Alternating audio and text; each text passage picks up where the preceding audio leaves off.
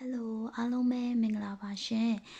Tarot by Snowly ကနေပြီးတော့ပြန်လည်ကြိုဆိုပါရနော်အခုတစ်ခေါက်ဖတ်ပေးမယ်ဒီ pick up by reading လေးကတော့ဒီမှာတော့ပိုင်း၄ခုရှိတယ်ပေါ့နော်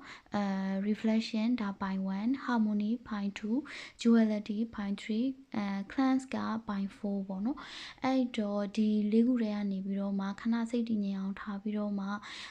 ကိုယ့်အတွက်ပို့ပြီးတော့အစွဲဆောင်နိုင်ဆုံးပေါ့နော်အဲ့ဒီကတ်တစ်ခုရွေးပါပြီးလို့ရှိရင်ဒီ time stamp လေးတွေကနေပြီးတော့မှအဖြေလေးတွေသွားဖတ်ကြည့်ပေါ့နော်ဟုတ်ကဲ့ပါအဲ့တော့ပေါ့နော်အဲ့တော့ရွေးပြီးပြီလို့ထင်တယ်ပေါ့နော်အဲ့ဆိုရင်ဒီ file 1လေးကိုစပြီးတော့မှဖတ်လိုက်တော့မယ်နော်ဒီကတ်လေးတွေခဏဖယ်လိုက်မယ်အဲ့တော့ဒီfile 1ပေါ့နော် file 1ကိုရွေးထားတဲ့သူတွေကိုပေါ့နော်သူတို့နဲ့ပတ်သက်ပြီးတော့file 1ရွေးထားတဲ့သူတွေကိုခံစားမိတဲ့ energy ကကြတော့ဘယ်လိုမျိုးလဲဆိုတော့လေဟိုပါပေါ့နော် reflection ဆိုတာကိုလှုပ်ခဲ့တဲ့အရာတွေကကိုယ့်ကိုပြန်ပြီးတော့မှတံပြန်လာတဲ့ပုံစံမျိုးကိုလာပြီးတော့ reflect လုပ်နေတဲ့ပုံစံမျိုးပေါ့နော်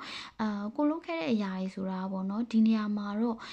ပုံစံ2မျိုး3မျိုးပေါ့နော်2မျိုး3မျိုးကိုပြောထားတယ်တချို့လူတွေကကြတော့ပေါ့နော်ကိုကလူတွေကိုဆက်ဆံနေတဲ့ပုံကိုစီကိုလာပြီးတော့ဘလို့ပုံစံမျိုးနဲ့ response လုပ်တာလဲပေါ့နော်အဲ့ဒီ response လုပ်ခြင်းကကိုကဘလို့ energy မျိုးပေးနေလဲဆိုတဲ့ဟာပေါ်မှာအများကြီးမူတည်တယ်တဲ့ဒါကတစ်ချက်ပေါ့နော်ဒါကတစ်ချက်ပေါ့ပြီးတော့နောက်တစ်ချက်ကကြတော့ဗာလဲဆိုတော့လေအခုချိန်မှာပေါ့နော်ကိုခံစားနေရတာပျော်တာတွေလည်းရှိမယ်ဝမ်းနည်းရတွေလည်းရှိမယ်ပျော်တာပဲဖြစ်ဖြစ်ဝမ်းနည်းတာပဲဖြစ်ဒါတစ်ချိန်လုံးကကိုလုပ်ခဲ့တဲ့အရာရဲ့ကုသိုလ်အကုသိုလ်ကောင်းမှုမကောင်းမှုပေါ့နော်ဒါတွေကိုပြန်ပြီးတော့ကိုကခံစားနေရတယ်စံစားနေရတယ်ဆိုတဲ့ဟာမျိုးပေါ့နော်ဥမာထားတော့တချို့လူတချို့ကကြတော့ငါဘဝကကျန်တဲ့ຢာတွေအကုန်လုံးဆင်ပြေတယ်အလောက်ကင်လည်းဆင်ပြေတယ်မိသားစုကလည်းငါပိုကောင်းတယ်ဒါပေမဲ့ငါအခြေရေးကံမကောင်းဘူးပေါ့နော်အဲ့လိုမျိုးအခြေရေးကံမကောင်းဆိုရှင်လေကိုကအဲ့ဒီနေရာအဲ့အခြေရေးနဲ့ပတ်သက်တဲ့ကုသိုလ်နေခဲ့တာတို့သို့မဟုတ်လို့ရှင်လေအခြေရေးနဲ့ပတ်သက်ပြီးတော့ကိုလုပ်ခဲ့တဲ့အကုသိုလ်လေးတွေကများနေတာတို့အဲ့လိုမျိုးတွေတွေ့ရတယ်ပေါ့နော်ဒါတော့လူတိုင်းရဲ့ဘဝကတော့ဘယ်သူမှတော့perfect တော့မဖြစ်ဘူးပေါ့နော်ဒါပေမဲ့အဲ့လိုမျိုးကိုယ်စိတ်ထဲမှာကြတော့ထင်းထင်းရှားရှားကြီးထင်းထင်းရှားရှားကြီးသိနေရပါတော့ငါဒီနေရာကြီးတော့ကံမကောင်းပေါ့နော်ဒီစိတ်ပိုင်းမှာတော့ကံမကောင်းပေါ့တချို့ကကြတော့ဘာလဲဆိုငါငွေကြီးတော့ကံမကောင်းဒါပေမဲ့တကယ်ချင်းကံတော့ကောင်းတယ်အဲ့လိုလေးပေါ့နော်ဒါတော့တယောက်နဲ့တယောက်မတူဘူးပေါ့နော်အဲ့လိုမျိုးကို့မှာလက်ဟာနေတဲ့အစိတ်ပိုင်းကြီးကြီးတစ်ခုရှိတယ်ဆိုတဲ့ဟာလေးတွေခံစားမိရပေါ့နော်ကိုကံမကောင်းတဲ့အပိုင်းကိုရဲ့လက်ဟာနေတဲ့အပိုင်းတစ်ခုကိုဒီနေရာကြီးမှာတော့ငါကံကိုမကောင်းတတ်တာဆိုပြီးတော့အဲ့လိုမျိုးကိုယ့်ကိုတေချာပြန်သိနေတဲ့ဟာမျိုးပေါ့နော်အဲ့လိုမျိုးရှိတယ်ဆိုတာလေးကိုလည်းဒါခံစားမိရပေါ့နော်ဒါကဒီရွေးထားတဲ့ဒီပိုင်းလေးကိုကြည့်ပြီးတော့မှခံစားမိတဲ့ဟာလေးပေါ့နော်အဲ့တော့ထပ်ပြီးတော့ဘာတွေသိစရာရှိသေးလဲဆိုတာထပ်ပြီးတော့ကတ်တွေရှက်ဖယ်လုပ်ပြီးကြည့်ကြမယ်နော်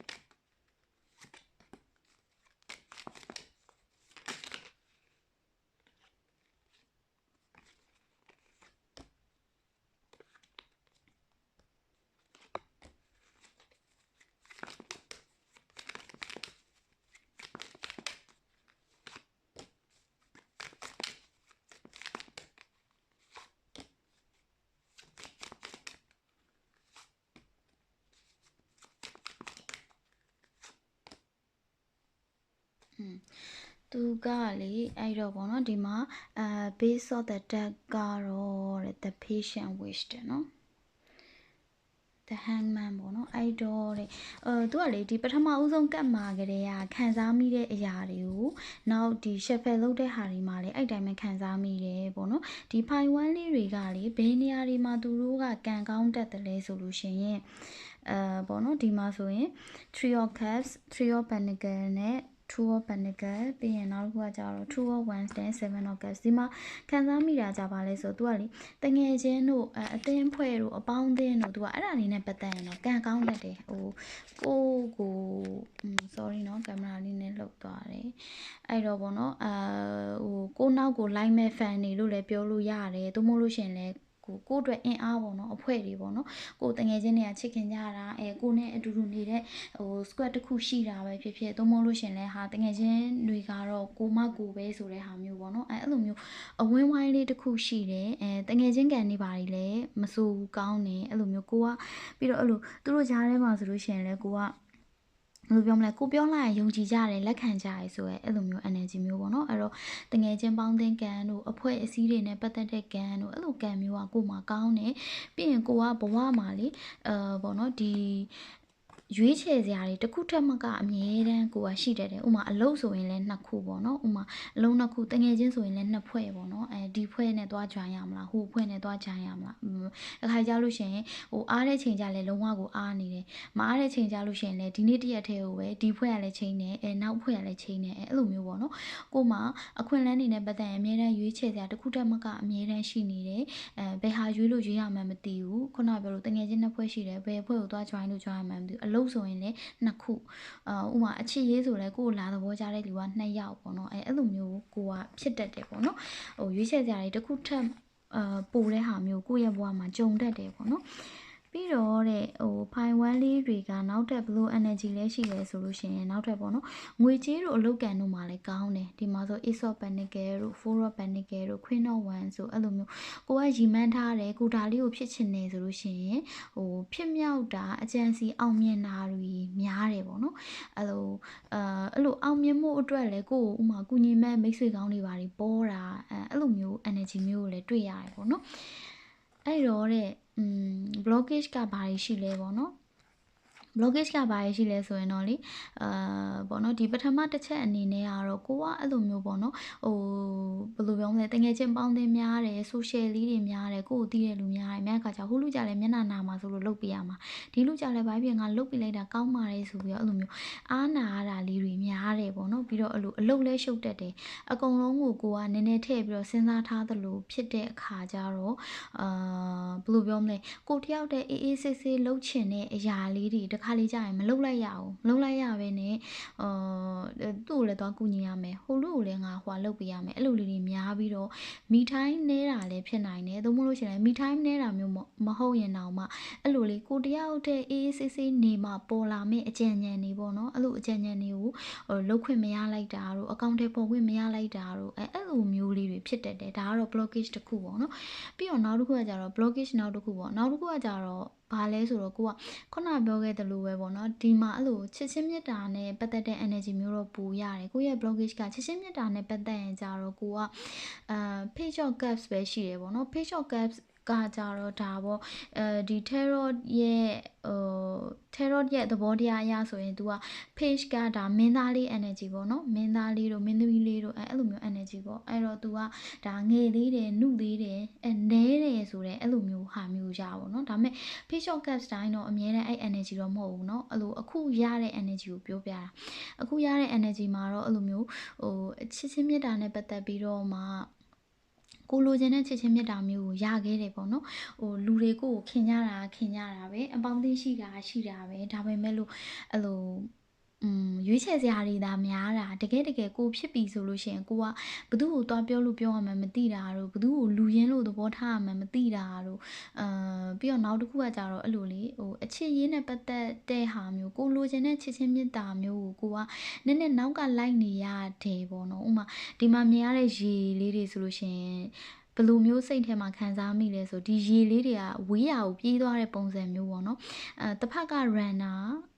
နောက်တစ်ဖက်ကိုကကြခြေစားလို့ပုံစံမျိုးကိုကလိုက်ပြီးတော့ဒီချစ်ချင်းမြတ်တာတွေကိုအပြေးလွှားလိုက်ပြီးရှာမိတာမျိုးဥမာတငယ်ချင်းကန်တော့ကောင်းတယ်ဒါပေမဲ့ဟိုလိုမျိုးဒီထောင်ကချစ်ချင်းမြတ်တာနဲ့ပတ်သက်ရင်ကံမကောင်းတာမျိုးအမြဲတမ်းကိုလိုချင်တဲ့ပုံစံဒီလိုပုံစံလေးဆိုငါ့ကိုဒီလိုပုံစံပေးပါနဲ့ကိုကလိုက်ပြီးတော့မှနောက်ကနေခြေစားလိုမျိုးကိုကလိုက်နေရတဲ့ energy မျိုးမှရှိတယ်ပေါ့နော်အဲ့တော့ blockage နှစ်ခုဆိုရင်တော့ဒီခုနကပြောတဲ့ဒီအလုပ်လေးတွေများတဲ့ခါကျတော့ကိုရဲ့ပေါ့အကြံဉာဏ်နေနဲ့ပတ်သက်တာကိုတယောက်တည်းအေးအေးဆေးဆေးနေမှပေါ်လာမဲ့ idea တွေကိုidea တွေအတွက်ကိုအကောင့်ထဲပေါ်ခွင့်မရှိတာပေါ့နော်အချိန်မသိမ့်မရှိတာပေါ့အဲ့လိုမျိုးလေးက blockage တကူနောက်တစ်ခုကကျတော့အဲ့လိုချစ်ချင်းမြတ်တာနဲ့ပတ်သက်တာက blockage နောက်တစ်ခုပေါ့နော်အဲ့လိုမျိုးလေးတွေ့တယ်ပေါ့အဲ့တော့ဒါကတော့ဘယ်နေရာမှာ blockage ရှိလဲဆိုတာကိုဖတ်တာဆိုတော့အဲ့ဒီနှစ်နေရာမှာ blockage ရှိတယ်ဆိုတဲ့ဟာမျိုးလေးကိုသွားတွေ့တယ်ပေါ့နော်အဲ့တော့တဲ့နောက်ထပ်ဘာလေးတွေပြောစရာရှိသေးလဲပေါ့အဲ့တော့ဒီ crystal oracle လေးနဲ့ဖတ်လိုက်မယ်နော်ဒီ blockage တွေနဲ့ပတ်သက်ပြီးတော့ဘာလေးတွေပြောချင်တာရှိသေးလဲပေါ့နော်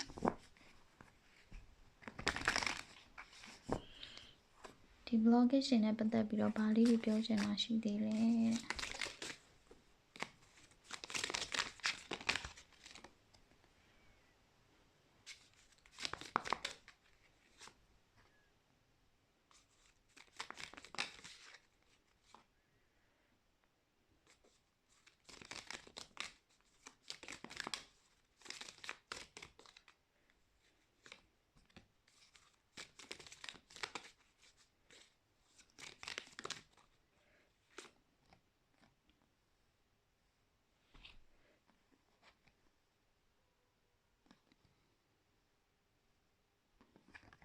ဒါလေးတွေက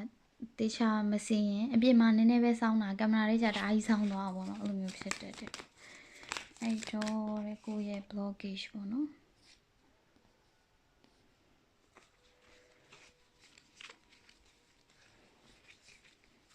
အဲ့တော့ပေါ့နော် blockage နဲ့ပတ်သက်ပြီးတော့ဘလို့လေးတွေ့လဲဆိုတော့ပေါ့နော်စိုးချာနေပေါ့နော်စိုးချာနေဆိုတာကိုကဘာလို့ဒီလို blockage တွေဖြစ်နေတာလဲဘဝမှာဘာဖြစ်လို့ဒါမျိုးတွေကြုံနေတာလဲပေါ့နော်အဲ့ဒါဆိုလို့ရှိရင်တဲ့အဲ့ဒါမှာ तू ကဘာဖြေထားလဲဆိုတော့စိုးချာနေဆိုတာလေဘယ်လိုပြောရမလဲကိုရှောက်ရမယ့်လမ်းကိုကလေအဲ့လိုလောင်မြိုင်းတဲ့လမ်းမဟုတ်ဘဲနဲ့အေးချမ်းတဲ့လမ်းပေါ့နော်ဥမာမြစ်တာချစ်ချင်းမြစ်တာရင်းနဲ့ပတ်သက်ရင်များသောအားဖြင့်928ကအေးချမ်းတယ်1500မြစ်တာမျိုးကပူလောင်နေပေါ့နော်အဲ့တော့ကိုရှောင်းမဲ့လမ်းကအေးချမ်းတဲ့လမ်းဖြစ်တယ်ဒီ928ချစ်ချင်းမြစ်တာရင်းနဲ့ပို့ပြီးတော့အကျိုးပေးတယ်ပေါ့နော်ဒါကိုကအရင်ဆုံးအနေနဲ့လက်ခံထားရမယ်စိုးချာနေဆိုတာအဲ့လမ်းကိုရှောက်အောင်မှာကိုဘွားအဲ့ဒီလိုမျိုးကိုသွားမှာပေါ့နော်အဲ့လိုမျိုးသွားမှာပေါ့အဲ့လိုမျိုးလေး message အရင်ပေးထားတယ်ပြီးတော့နောက်တစ်ခုကကြာကိုကလေဒီမှာခံစားမိတာက crossroad ဆိုတဲ့ဟာကိုခံစားမိတာကြာဘယ်လိုမျိုးလဲဆိုတော့လေကိုကအခုကိုရနေတဲ့အရာတွေကိုကိုကအရင်ကြီးမလိုချင်ဘူးပေါ့နော်အရင်ကြီးမလိုချင်ဘူးကိုမရနေတဲ့အရာကိုပူလိုချင်တာဥမာထားပါတော့တကယ်ချင်းပေါင်းသင်းနေတဲ့ပတ်သက်ရင်ကိုကအဲ့လိုမိတ်ဆွေကံကောင်းနေထားပါတော့နော်အဲ့လိုကိုကံကောင်းနေတဲ့အရာတွေကိုကိုကနူးတော်ပြီဒါတွေကဘဝမှာတိတ်မှအရင်ကြီးတာငါဒါတွေကိုမလိုချင်ပါဘူးငါလိုချင်တာကဥမာပြောပြရနော်ငါလိုချင်တာချစ်သူလိုချင်တာသို့မဟုတ်လဲငါ right person ကိုတွေ့ချင်တာအဲ့လို right person မတွေ့ဘူးချစ်သူမရှိဘူးဆိုတော့ငါတကယ်ချင်းတွေရှိနေရင်တော့မှအဖို့မဲ့နေတာပေါ့နော်ကိုအဖို့မဲ့လို့ထင်တာပေါ့နော်အဲ့လိုမျိုးကိုရနေတဲ့ဟာတွေကိုနိုးဆိုပြီးတော့ကိုရဲ့စိတ်ထဲမှာပြောနေတာပေါ့နော်အဲ့လိုမျိုးတွေခံစားမိရပေါ့နော်ကိုကအဲ့လိုပြောနေမိတာ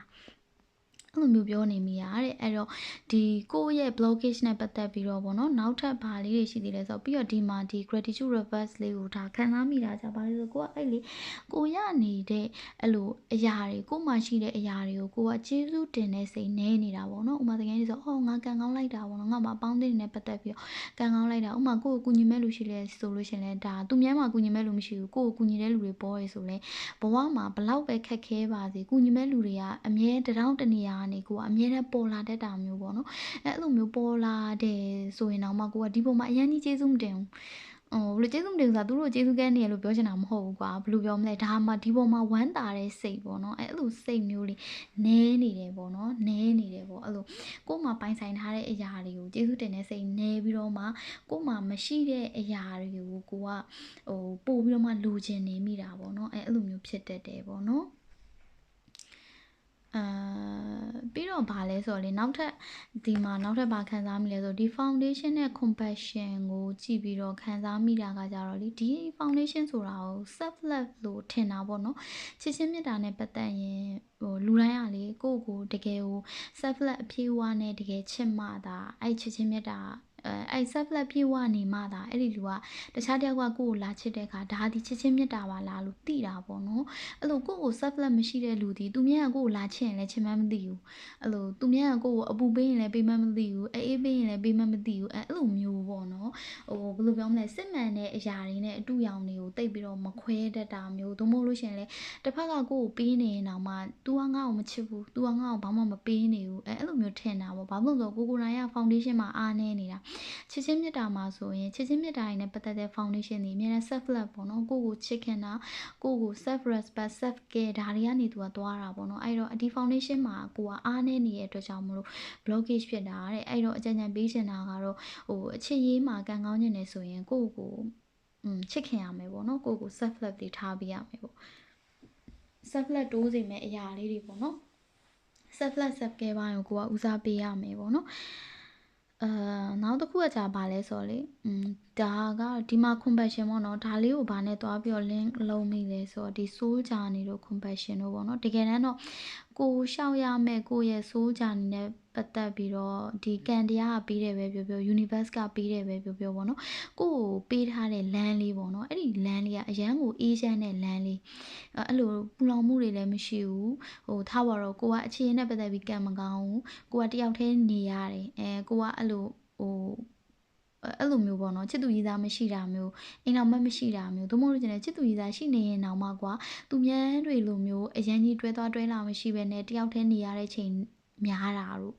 အဲ့လိုမျိုးနှစ်ယောက်အတူနေခွင့်ရနေတာတို့ပေါ့နော်အဲ့လိုဟိုမှာအိမ်တော်တော့ရှိရဲဒါပေမဲ့လို့ကိုကတယောက်တည်းနေရချိန်များတယ်ကိုယ်စိတ်ထဲမှာじゃဒါကိုထိကြံတယ်လို့မြင်တာပေါ့နော်ဒါပေမဲ့အဲ့ဒါအထိကြံတာမဟုတ်ဘူးတဲ့အဲ့ဒါအေးချမ်းတာပေါ့နော်အေးချမ်းတာပေါ့အဲ့ဒီအေးချမ်းမှုကိုကိုကသိဖို့လူသေးတာပေါ့နော်လူသေးတာပေါ့ဒါကိုအေးချမ်းမှုလို့ကိုကမခံယူမိဘူးဒါကြီးကိုကိုကအထီးကျန်တဲ့အေးဆက်တဲ့ကိုကအဲ့လိုမျိုးခံစားမိတာပေါ့နော်အဲ့တော့ဘာလဲဆိုမင်းသွားရမယ်မင်းရဲ့ဆိုးချနီလန်းဒီအရန်ကိုအေးချမ်းတဲ့လမ်းဖြစ်တယ်ဒါမဲ့အဲ့ဒီအေးချမ်းတယ်ဆိုတဲ့ဟာလေးခံစားမိမှရမှာခံစားတတ်မှရမှာဒါကိုမခံစားတတ်ဘူးဆိုရင်တော့ကိုလိုချင်တဲ့ချစ်ချင်းမြတ်တာကိုမရလို့အမြဲတမ်းလောင်မြိုက်နေတဲ့လူကြီးပဲဖြစ်မှာဒါမဲ့ကိုကလေလောင်ရမယ့်လူမဟုတ်ဘူးကိုကအေးအေးချမ်းချမ်းလေးနဲ့အေးအေးဆေးဆေးလေးနဲ့နေရမယ့်လူဒါမဲ့ဘာဖြစ်လဲဆိုကိုကဒီ blockage တွေနဲ့ပတ်သက်ပြီးတော့လေလောင်မြန်းလောင်နေလားမသိဘူးပေါ့နော်အဲ့လိုမျိုးခံစားမိရတကယ်တော့လောင်မြိုက်စရာမလိုဘူးเนาะငါသွားမဲ့လမ်းကြောင်းလေးကအေးချမ်းလိုက်တာငါဒီလိုဟိုလေဖះတော်ဟောတယ်မလားအဲ့လိုမျိုးဟိုတယောက်ဆိုတရားနှစ်ယောက်ဆိုစကားသုံးယောက်ဆိုအလကားတို့ပါတော့အဲ့လိုမျိုးပြောတယ်လीเนาะအဲ့တော့ဒါဒီကိုအခုသွားနေတဲ့လမ်းဒီကိုသွားရမယ်လမ်းမယ်အဲ့လမ်းမမနေဘူးဒီတိုင်းပဲဒီတိုင်းလေးကိုသွားရမှာပြီးတော့ဒီလမ်းဒီအေးချမ်းနေရဆိုတာကိုသိရမယ်ပေါ့နော်ကိုကမသိနေဘူးဆိုတဲ့ဟာမျိုးလေး sense မျိုးလေးနည်းနည်းရတယ်ပေါ့နော်မသိနေဘူးပြီးတော့အဲ့လိုမျိုးကိုသွားနေတဲ့ဟာပေါ်မှာနည်းနည်း gratitude လေးတွေနည်းနေတာမျိုးဒါလေးတွေသတိထားပေးဖို့ပေါ့နော်အဲ့တော့ဒီမှာrebirth to creation တို့ဒီ reverse လေးတွေပေါ့နော်ဒါလေးတွေကတော့ခုနဒီပြောတဲ့ blockage လိုဟာမျိုးပေါ့နော်ဒီကိုရှောင်းနေတဲ့လမ်းနဲ့ပတ်သက်ပြီးတော့ကိုကအဲ့လိုမျိုးကိုမသိဘဲနဲ့ကိုကအမြဲတမ်းလောင်မြိုက်နေမိတာတို့အမြဲတမ်းမေးခွန်းတွေထုတ်နေတာပေါ့နော် why ပေါ့ဘာလို့လဲပေါ့ငါကြမှာဘာလို့ဒီလိုဖြစ်တာလဲသူများတွေကြတော့ဒီလိုဖြစ်တယ်ငါဘာလို့လဲဆိုအဲ့လိုမျိုးတွေပေါ့နော်ကိုရဲ့ဟိုတကယ်အဖြစ်မှန်ဟာကိုကမသိတာနားမလဲတာပေါ့နော်အဲ့လိုမျိုးပေါ့တကယ်တမ်းတော့တဲ့ကိုကဘုံတော့ဘဝမှာဟုတ်ပြီခြေနဲ့ပတ်သက်ပြီးတော့ကိုကကံမကောင်းဘူးကိုကတယောက်တည်းဖြစ်တယ်ဆိုရင်တော့မှကိုတယောက်တည်းနေပြီးတော့ create လုပ်လို့ရတဲ့အရာတွေအများကြီးရှိတယ်ဒါပေမဲ့ကိုကအဲ့ဒါကိုမသိနေဘူးကိုတယောက်တည်းနေပြီးတော့ကိုလုပ်လို့ရတဲ့အရာတွေအများကြီးဆိုမှအများကြီးပဲဥမာဟိုတယောက်တည်းအေးဆေးနေမယ်ဟိုလက်မှုပညာလေးတစ်ခုခုကိုသင်မလားသို့မဟုတ်လဲစာအုပ်လေးကိုအေးဆေးဖတ်နေမလားဖျားတရားပဲလုပ်နေမလားမဟုတ်ရင်လဲကွာကိုကြိုက်တဲ့ skin care လုပ်နေရင်တော့မှဘာမှမဖြစ်ဘူးထားပါတော့ journaling လေးတွေကိုအကြောင်းကိုပါကိုရဲ့စိတ်ခံစားချက်လေးတွေကို journaling ရေးတာမျိုးလဲဒါဒီလဲ self care တဲ့ပါတာပဲပေါ့နော်အဲ့လိုကိုတယောက်တည်းလုပ်လို့ရတဲ့အရာတွေကလေဟိုပြောလို့မကုန်ရေးလို့မကုန်ဟိုပေါ့နော် ပြောမယ်ဆိုရှင်ဥမာအိမ်မှာတယောက်တည်းရှိရဲဆိုရင်အပင်လေးတွေစိုက်နေမလားဟင်းလေးတွေချက်နေမလားဒါမဲ့လေကိုကအဲ့ဒါနေနဲ့ပတ်သက်တာတခုမှမလုံနေဘူးသိလားဘဝကြီးကိုအမြဲတမ်းမိခွန်းနေပဲအမြဲတမ်းထုတ်ပြီးတော့မှကိုဘဝကြီးကိုအမြဲတမ်းပဲလောင်မြိုက်စွာကြီးကိုကထားမိတာပေါ့နော်တကယ်တော့ကိုဘဝလေးကအရန်အေးချမ်းပြီးတော့အဲ့လိုတယောက်တည်းနေပြီးတော့မှအရန်ကို creative ဖြစ်ပြီးတော့အရန်ကို productive ဖြစ်ရမယ်ဘဝပေါ့နော် productive ဖြစ်ရမယ်စိုးချာနေလေးကိုကရှောင်နေတာပြီးအေးချမ်းတဲ့စိုးချာနေလေးကိုရှောင်နေဒါပေမဲ့ကိုကအဲ့လိုမျိုးမမြင်ဘူးပေါ့နော်အဲ့တော့ဒီအခုပြောသွားတဲ့ message လေးတွေကတော့ကိုယ့်ရဲ့ blockage နဲ့ပတ်သက်ကိုကဘယ်နေရာမှာ blockage ရှိနေလဲပြီးတော့အဲ့ဒီ blockage နဲ့ပတ်သက်ပြီးတော့ဒါကိုဘယ်လိုမြင်ရမလဲဆိုတဲ့ angel message လေးတွေကိုပြောသွားတာပေါ့နော်ဒီအခုပြောသွားတာနဲ့ပတ်သက်ပြီးတော့ဘာမှစိတ်သက်ကြစရာလည်းမလိုဘူးအခြေအနေမှာကံမကောင်းဆိုဟဲ့ဘေးတင်မှာပါအခြေကံမကောင်းမှုတဲ့ငါကတော့သွားပါပြီငါဘွားတော့သွားပါပြီအဲ့လိုမျိုးဖြစ်နေကြမလို့နော်အဲ့ဆိုရင်ငါကတော့သွားပြီတစ်သက်လုံးငါဒီလိုပဲသွားရတော့မှထင်တယ်တစ်သက်လုံးငါကတော့တယောက်တည်းပဲအဲ့လိုပဲထိကြံပြီးတော့ပဲနေရတော့မှထင်တယ်ဆိုပြီးအဲ့လိုကြီးဒီ pick up ဘိုင်းကိုရွေးပြီးတော့မှအဲ့လိုကြီးပို့ပြီးတော့ဖြစ်သွားကြမလို့ဒါလေးကသိဖို့ပဲသိလားမင်းရဲ့ဘွားလမ်းကြောင်းဒီလိုရှိတယ်မင်းကိုကန်တရားဒီလိုလေးရှောက်ခိုင်းတာဆိုတဲ့ဟာလေးကိုသိဖို့အတွက်ကိုပေးတာဒီဟာကြီးကိုကြည့်ပြီးတော့မှထပ်ပြီးတော့လောင်မြိုက်သွားဖို့မဟုတ်ဘူးပေါ့နော်အဲဆိုငါတစ်သက်လုံးချီကန်ဆိုးနေတော့မှလားတို့ငါကဘာဖြစ်နေတော့မှလဲတို့ငါအထီးကျန်နေတော့မှလားတို့အမြဲတမ်းငါအချစ်ကိုအမြဲတမ်းနောက်ကလိုက်ပြီးတော့လိုက်နေရမှာလားငါအမြဲတမ်းခြေစားဖြစ်နေရမှာလားပေါ့နော်အဲ့လိုမျိုးတွေမိကုန်းနေဒါကိုကြည့်ရင်လည်းထပ်ပြီးလောင်သွားမှာဆိုလို့အဲ့လိုမျိုးမလောင်နဲ့ပေါ့နော်ဒါလေးကသိဖို့ပဲငါမှဒီလို blockage လေးတွေရောရှိတယ်ဒါလေးတွေကိုငါဘယ်လိုပြုပြင်သွားမယ်ပြောမယ်ဆိုရင်အရာရာတိုင်းကဒါပေါ့နော်ကိုကနေပဲစတင်နေပေါ့နော်ဒါကျွန်တော်အမြဲတမ်းကြည့်နေကြဒီ tarot reader တယောက်ရှိရပေါ့နော်tarot reader ဆိုသူ့ဆိုအမြဲတမ်းပြောတယ်ပေါ့နော်အဲ့လိုမျိုးအရာရာတိုင်းကကိုကနေပဲစတင်နေပေါ့အဲ့တော့ဘာဖြစ်လဲဆိုကိုကလောင်မြိုက်နေတယ်ဆိုရင်လောင်မြိုက်တဲ့ဘဝကိုပဲကိုကရမှာပဲကိုကအေးချမ်းနေအေးချမ်းတဲ့ဘဝကိုပဲရမှာပဲအဲ့တော့အရာတိုင်းကကိုကနေပဲစားတယ်ဘယ်လိုရမဆိုပြောင်းလဲယူလို့ရတယ်ပေါ့နော်energy လေးတွေပြောင်းလဲလို့ရတယ်ပေါ့နော်ဒါတွေကပြောမယ်ဆိုရင်အခုဖတ်နေတဲ့ຢာတွေဒီ energy တွေပဲတွေးတဲ့ຢာတွေဒီ energy တွေပဲဒီ energy တွေကိုပြောင်းလဲလိုက်မယ်ဆိုရင်ကိုဒီအခြေရေးမှာကံကောင်းတဲ့လူလည်းဖြစ်လာနိုင်တယ် self love တွေ self care တွေကိုတိုးဝအောင်လုပ်မယ်ကိုရဲ့ရနေတဲ့ဘဝကိုကကျေးဇူးတင်တဲ့စိတ်ကလေးနဲ့နေမယ်ပြီးတော့ငါဒီဘဝရနေတာကဒီလိုလောင်မြိုက်ဖို့မဟုတ်ဘူးငါဒီလိုမျိုးအေးချမ်းမှုဒီလိုဖြစ်တာပဲဆိုတဲ့ဟာလေးကိုလက်ခံမယ်ဆိုရင်အရာရာတိုင်းကပြောင်းပြန်ဖြစ်သွားမှာပဲပြောင်းလဲသွားမှာပဲ energy ရဲ့သဘောတရားအဲ့လိုမျိုးပဲပေါ့နော်ကိုကနေပဲစတင်ပြီးတော့ဘဝကိုပြောင်းလဲခြင်းကိုကနေစပြီးတော့မှပြောင်းလဲလိုက်တာ ਨੇ အရာအားလုံးကပြောင်းလဲသွားမှာပေါ့နော်ဒါမဲ့ကိုပြောင်းလဲဖို့ဆိုတာကအဲ့လောက်ကြီးဒီမလွယ်ဘူးပေါ့နော်ဥမာအမြဲတမ်းတယောက်တည်းချိန်တွေကိုဘာလို့လုံးဝမသိဘဲနဲ့ဖုန်းတွေပဲကြည့်ပြီးတော့ချိန်ကုန်နေတယ်အဲ့လိုမျို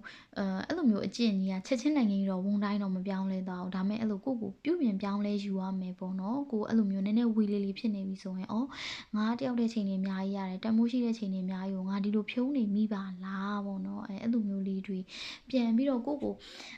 ပြန်ပြောင်းလဲယူဖို့ပြန်ပြီးတော့ adjust လုပ်ယူဖို့ပဲဒီ reading လေးကအဲ့သဘောမျိုးကိုပဲစောင်းတာပေါ့နော်အဲ့လိုတချို့ကကြတော့ဘာဖြစ်လဲဆိုအဲ့လိုမျိုးဘေးတွေနေကြည့်ရဒီလိုဟာကြီးကြည့်ရဆိုရင်ဟာမကောင်းဘူးဆိုတဲ့အဖြေထွက်သွားပြီဆိုဒီအဖြေကြီးကြောင့်မလို့ပို့ပြီးတော့စိတ်ဆင်းရဲသွားတာပို့ပြီးတော့မှအဲ့ blockage ကြီးကပို့ဆိုးသွားတာအဲ့မျိုးတွေဖြစ်လာမှာဆိုလို့ပေါ့နော်အဲ့လိုဖြစ်တတ်တယ်တချို့ကဖြစ်တတ်တယ်အားကြောင့်မလို့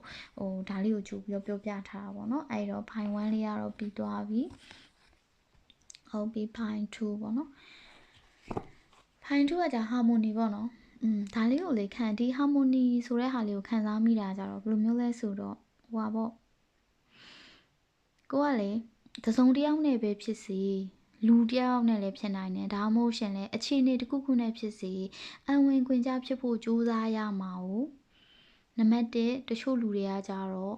အဝင်ခွင့်ကြမဖြစ်နေဘူးအဲ့လိုမျိုးကိုပြုပြင်ပြောင်းလဲမယူတဲ့အတွက်အဝင်ခွင့်ကြမဖြစ်နေတဲ့အတွက်ကြောင့်မလို့ကိုမှဒုက္ခတွေခံစားနေရတာပေါ့နော်ဥပမာရောမရောက်ရင်ရောမလို့ကျင့်ဆိုတဲ့ဟာမျိုးပေါ့နော်အဲ့လိုမျိုးနေသားကြအောင်ကျင့်ရမှာတို့ကျင့်သားရအောင်လုပ်ရမှာတို့ဒီနေရာနဲ့အဲ့လို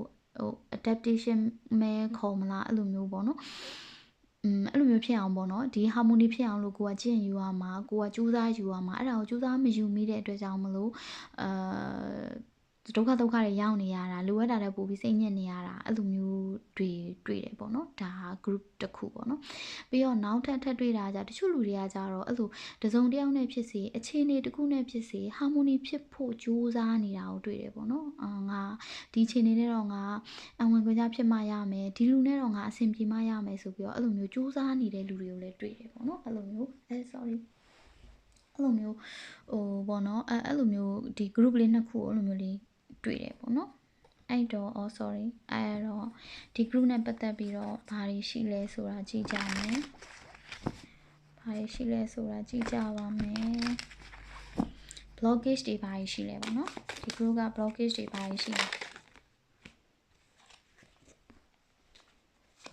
အခုပြောတဲ့ blockage ဆိုတဲ့ဟာလေဘဝတသက်တာ blockage လည်းဖြစ်နိုင်တယ်လို့လက်တလုံးမှာဖြစ်နေတဲ့ကိုပြုပြင်ယူရမယ့်အရာလေးတွေကိုပြောတာလည်းဖြစ်နိုင်တယ်ပေါ့နော် group 2 track blockage တွေကဘာရှိလဲ group 2 track blockage တွေ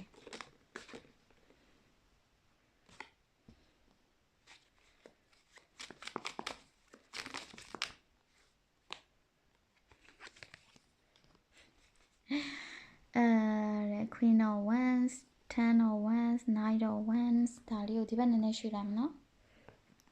ကလေးတွေကနည်းနည်းကြီးနေလို့ပါ 3 of Swords တဲ့အဲ့တော့ဟိုလေ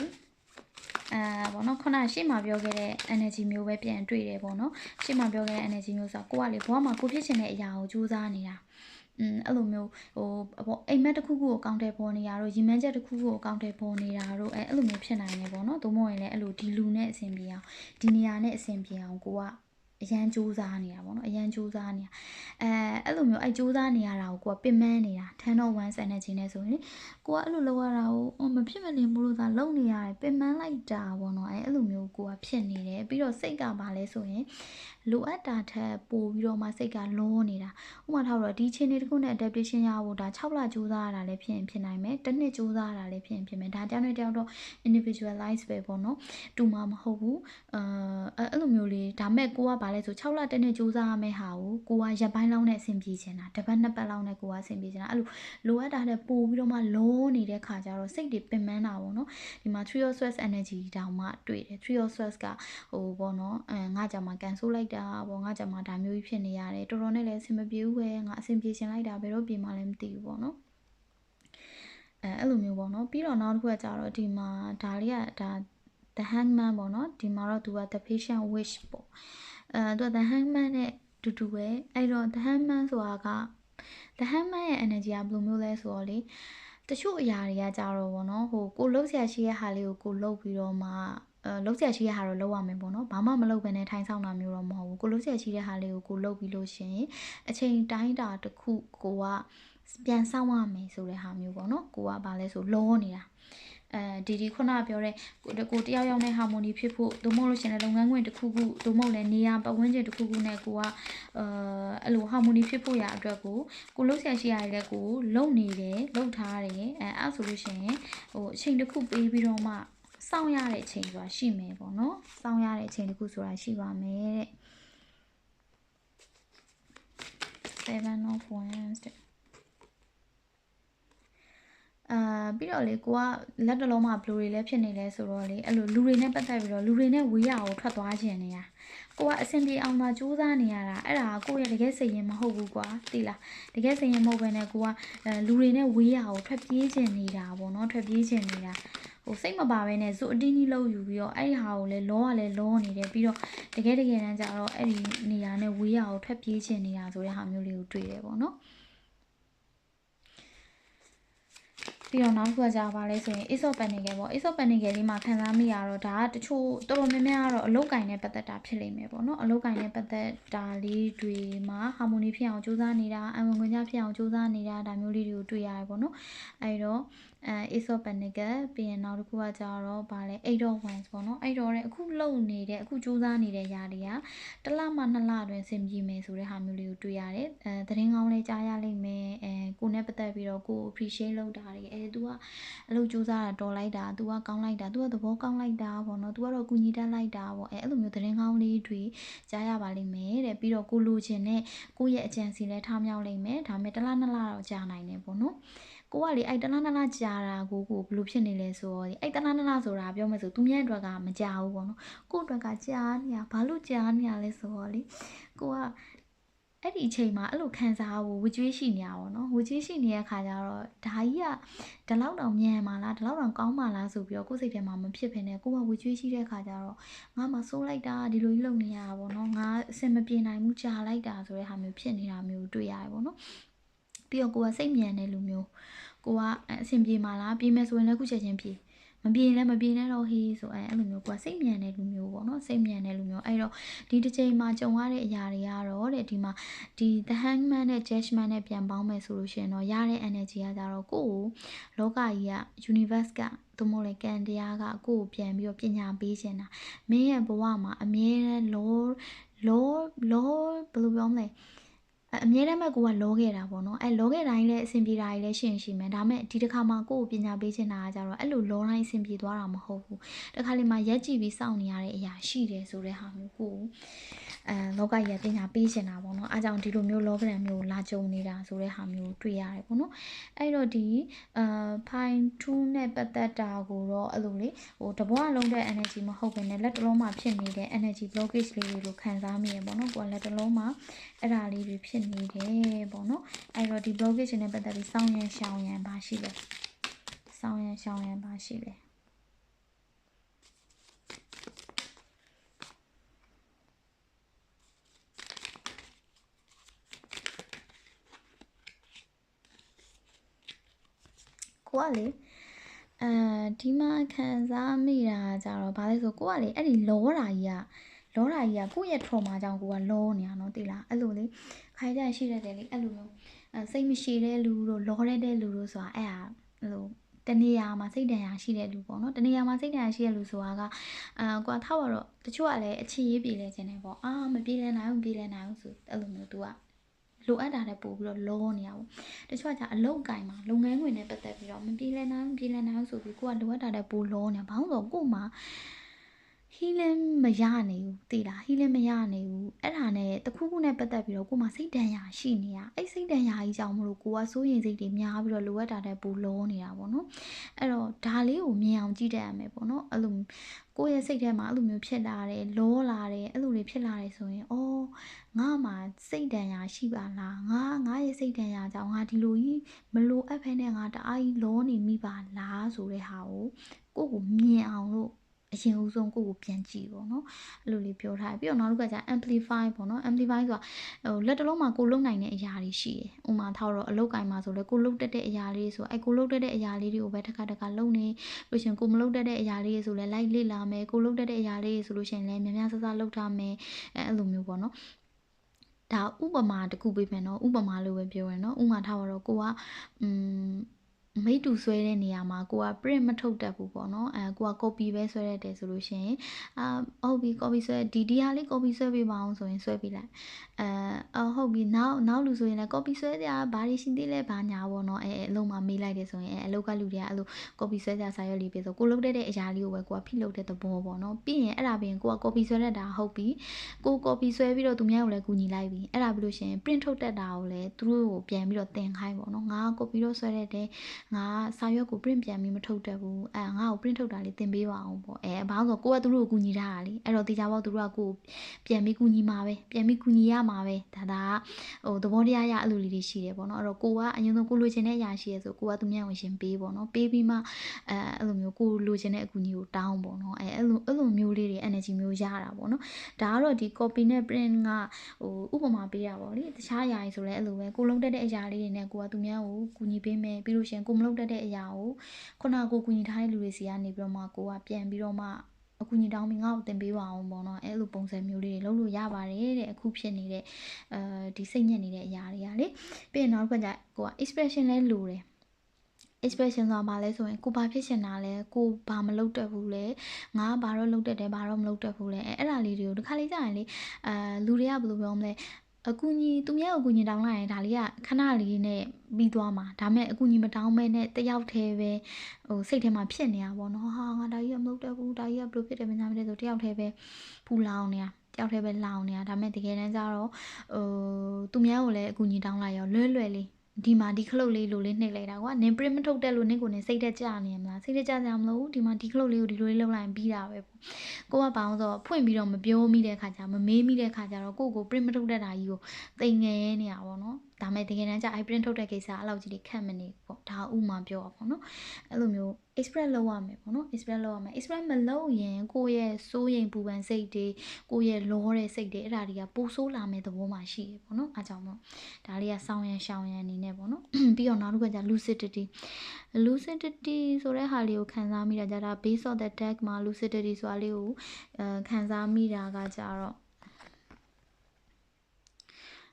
ကိုယ့်ရဲ့စိတ်ထဲမှာဘယ်လိုပြောမလဲကိုဖြစ်ရှင်တဲ့အရာကိုဒါလေးကဒီနှစ်ခုသွားချိတ်ဆက်တယ်လို့ထင်တယ်ပေါ့နော်ကိုဖြစ်ရှင်တဲ့အရာကိုကိုကပုံဝင်လင်းလင်းဖွင့်မပြောဘဲနဲ့ကိုထင်ရတဲ့ဘက်ကိုတွေးနေရပါတော့အဲ့လိုမျိုးလေးတွေများနေတာပေါ့အဲ့လိုမျိုးလေးတွေရှိနေတာပေါ့နော်ရှိနေတဲ့ခါကျတော့အဲ့ဒီမှာသွားပြီးတော့အဲ့လိုမျိုးထင်အောင်ထင်မှားစိတ်ကလေးတွေများပြီးတော့ anxiety တွေများနေတာ stress တွေများနေတာကိုပြန်ပြီးတော့တင်ငယ်နေတာအဲ့ဒါမျိုးတွေပေါ့နော်ပြီးတော့ကိုမှဒါလေးနဲ့ပတ်သက်ရင်စိတ်ဒဏ်ရာရှိရဲဆိုတဲ့ဟာလေးလည်းတစ်ချက်သိထားရမယ်ပေါ့နော်ဟုတ်ပါပြီအဲ့တော့အဲ့ဆိုရင်ဒီဖိုင်2တွေနဲ့ပတ်သက်တဲ့ဒီ energy blockage နဲ့ဒီ blockage နဲ့ပတ်သက်ရင်ဘယ်လိုလုပ်ရမလဲဆိုတဲ့ဟာလေးတွေကတော့ပြီးသွားပြီပေါ့နော်ကိုကဖိုင်3နဲ့ပတ်သက်တာဖတ်မယ် duality ပေါ့နော်duality မှာက all in ဟုတ်ပြီ duality မှာကကြတော့လေဘယ်လိုခံစားရလဲဆိုတော့လေဒီ dual ဆိုတဲ့အတိုင်းပဲကိုကနှစ်ခုပေါ့နော်နှစ်ခုပေါ့ဒီနှစ်ခုဆိုတဲ့ဟာလေစိတ်နှစ်ခွဖြစ်နေတာမျိုးလည်းဖြစ်နိုင်တယ်ဟိုကလောက်ရမလားဒီကလောက်ရမလားသို့မဟုတ်လို့ရှင်လေပေါ့နော်ဥမာကွာဒါလေးကိုလှုပ်လိုက်တယ်ဆိုသူများစိတ်ချမ်းသာမယ်သူများစိတ်ချမ်းသာမယ်ဒါမဲ့အဲ့လိုမလုပ်ဘဲနဲ့ဟိုလိုလုပ်ရင်တော့သူများစိတ်ဆင်းရဲမယ်ဒါမဲ့ငါတော့စိတ်ချမ်းသာမယ်အဲ့တော့ငါစိတ်ချမ်းသာမဲ့ဟာကိုလုပ်လိုက်ရမလားသို့မဟုတ်ကုသိုလ်ရအောင်မယ်သို့မဟုတ်လေသူများကိုပို့ပြီးတော့ကြည့်ပြီးတော့အပြင်သူများစိတ်ချမ်းသာဖို့ဟာကိုပဲငါလုပ်လိုက်ရမလားပေါ့နော်အဲ့လိုမျိုးလေးတွေ तू ကအဲ့လိုနှစ်ချမ်းပေါ့နော်နှစ်ချမ်းမှာအဲ့လိုမျိုးဒီမှာဖြူနေတဲ့အချမ်းနဲ့မဲနေတဲ့ချမ်းပေါ့ဒါကတော့အဲ့လိုမျိုးဟိုကောင်းတဲ့ဆိုင်နဲ့မကောင်းတဲ့ဆိုင်နဲ့ဒါမျိုးပြောတာလည်းဖြစ်နိုင်တယ်သူများဘက်ချမ်းနဲ့ကိုယ့်ဘက်ချမ်းနဲ့ကိုပြောတာလည်းဖြစ်နိုင်ကိုယ့်ဘက်ချမ်းကိုကြည့်ပြီးလုံးလိုက်ရင်ကိုကတကူကောင်းဆန်တဲ့လူကြီးဖြစ်သွားမှာလားဒါမဲ့သူများဘက်ကိုကြည့်ပြန်ရင်လည်းကိုကစိတ်ဆင်းရဲရပြန်ရောအဲ့လိုမျိုးတွေဒါတွေ့ဝေနေတဲ့လူတွေတို့သို့မဟုတ်လို့ရှိရင်လည်းဒါကအခုလက်တော်ပိုင်းမှာတွေ့ဝေနေတာလည်းဖြစ်နိုင်တယ်သို့မဟုတ်လို့ရှိရင်လည်းကိုဒီအမြဲတမ်းနှစ်ဖက်ကြီးတွေးပြီးတော့မှနှစ်ဖက်ကြီးတွေးပြီးတော့ဘာလို့လောမှမသိဘဲနဲ့ကူကြီးဖြစ်တဲ့လူလည်းဖြစ်နိုင်တယ်ဘယ်လိုပြောမလဲခိုင်ကြရင်ရှိရလေတွေးတာများသွားတာပေါ့နော် net overthinking ဖြစ်သွားတာပေါ့ဟိုဒီကိစ္စကြီးတခုမှငါဘာလုပ်ချင်လဲဆိုတာကိုမစဉ်းစားမိပဲနဲ့ငါဒီလိုကြီးလုပ်လိုက်ရင်ဘာဖြစ်လာမှာလဲအဲ့ဆိုရင်သူတို့ကငါ့ကိုဘာပြောချင်မှာလဲအဲ့လိုမျိုးတွေပေါ့နော်ဒါဒီလိုမျိုး energy ကိုတခုရှာရတယ်ပြီးတော့နောက်တစ်ခုကကြတော့ဒါနောက်ထပ်ဘာလဲရလဲဆိုဒါ conscious နဲ့ subconscious ပေါ့နော်ကိုယ့်ရဲ့မသိစိတ်နဲ့ကိုယ့်ရဲ့သိစိတ်ပေါ့မသိစိတ်နဲ့သိစိတ်ရှာမှာဘာလို့လောရမှန်းမသိတာဥမာဒါဥပမာနော်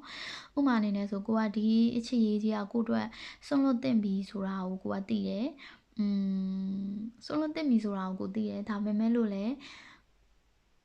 ကိုရဲ့မသိစိတ်ကဒီလူကြီးကိုလွတ်မချနိုင်ဘူးအဲ့လိုမျိုးပေါ့နော်သို့မဟုတ်လို့ရှိရင်လေဒီဟာကိုလုပ်နေတာမကောင်းမှန်းကိုသိတယ်ဒါမဲ့လို့ကိုဒီဟာကိုမဆုံးလို့နိုင်မကောင်းမှန်းသိရတဲ့နဲ့ဆက်လုပ်နေမိတယ်အဲ့လိုမျိုးဆန်ဆန် energy လေးတွေရတာပေါ့နော်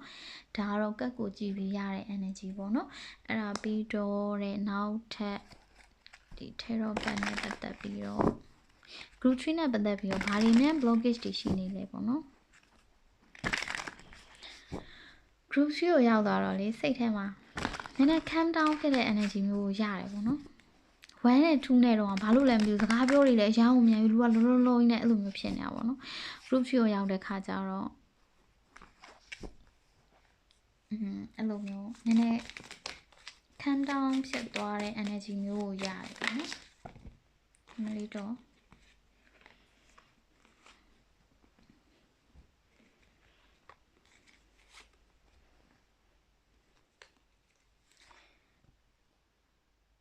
page 1 steward ဘယ်နဲ့ဟုတ်page 1 steward ဘယ်နဲ့က9 or 1ဟုတ်တယ်ပေါ့နော် तू ကအဲ့လိုမျိုးနှစ်ခုနှစ်ဖက်ဘယ်ဟာရွေးလို့ရွေးရမှမသိဘူးဒီဘက်ကိုရွေးလိုက်ရင်ငါစိတ်ပင်ပန်းရမယ်ဟိုဘက်ကိုရွေးရင်လည်းဘယ်လိုဖြစ်မလဲအဲ့လိုဟာမျိုးပေါ့နော်ပြီးတော့ကိုကဘာလဲဆိုရင်လေ မွေးမသေးတော့မကြိုးအခြေအနေတခုကိုကိုကမျှော်လင့်နေတာပေါ့နော်သူများလည်းစိတ်ချမ်းသာအောင်ငါလည်းစိတ်ချမ်းသာအောင်ဆိုရဲအဲ့လိုမျိုးနည်းလမ်းမျိုးကိုမျှော်လင့်နေတာပေါ့နော်ဥမာအလုပ်တစ်ခုခုကိုဆိုလို့ရှိရင်လည်း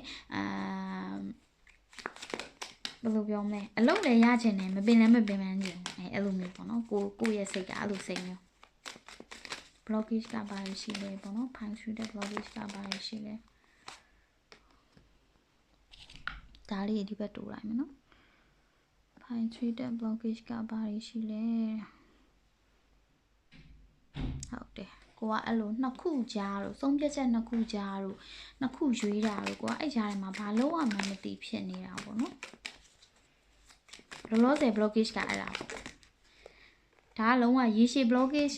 ကိုကအမြဲအဲ့လိုဖြစ်တတ်တာမျိုးလည်းဖြစ်နိုင်တယ်ဒါမှမဟုတ်လို့ရှင်လေအခုလက်တလုံးမှာအဲ့လိုဖြစ်နေတာမျိုးလည်းဖြစ်နိုင်တယ်ပေါ့နော်အဲ့တော့တဲ့ပေါ့နော်ဒီမှာပေးထားတဲ့ message ကကြတော့ဘာလဲဆိုတော့လေအဲ့ဒါတွေတွေ့ဝေးမနေနဲ့တဲ့ကိုလုံးဆရာရှိတာပဲကိုလုံးတဲ့ဒီမှာဆိုရင်801ရယ် Hermit ရယ်601ရယ်ပေါ့နော်အဲ့မှာဟိုရတဲ့ energy ကကြတော့ဘာလဲဆိုတော့အဲ့တော့ဖန်နေကြဆိုတာမင်းအဲ့ဒါတွေတွေးမနေနဲ့ငါဟိုကလောက်ရမှာလားဒီကလောက်ရမှာလားအဲ့လိုတွေတွေးမနေနဲ့ကိုလုံးဆရာရှိတာကိုလုံး